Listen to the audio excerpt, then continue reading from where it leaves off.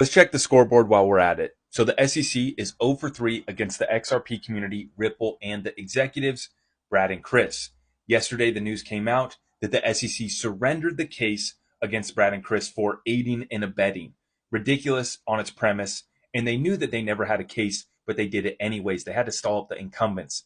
XRP and Ripple was the biggest threat to the incumbents.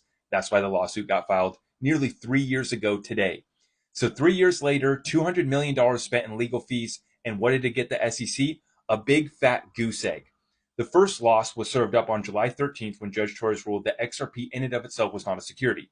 She also ruled that the programmatic sales and the sales by the individuals weren't securities either, but that the institutional sales were a security. So a little score. I wouldn't call it a victory. It's definitely not a victory, but it was a score. They scored a goal with Judge Torres ruling that the institutional sales were an investment contract securities. Congratulations.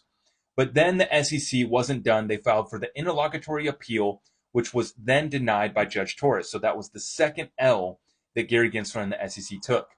Now, yesterday, they did it to themselves with the fatal mistake of filing aiding and abetting charges against Brad and Chris, the executives from Ripple. Yesterday, the SEC withdrew that and dismissed the case completely.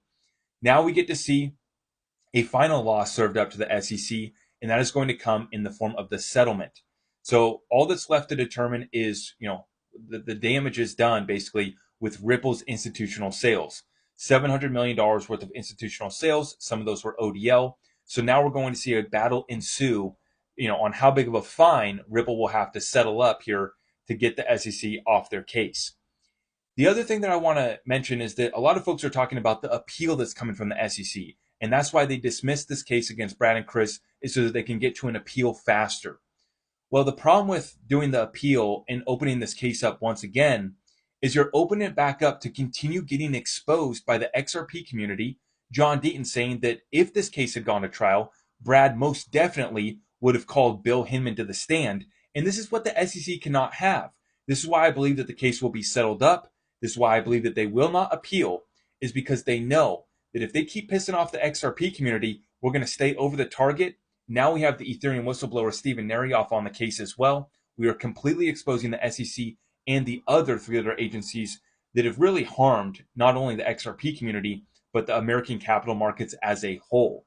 So right now, as the score stands, the SEC, 3 losses, no wins, and we'll see when this case settles up. Let me know in the comments down below. Will this case settle up? And do you think that the SEC will appeal? I will see you guys in the next one. God bless you all.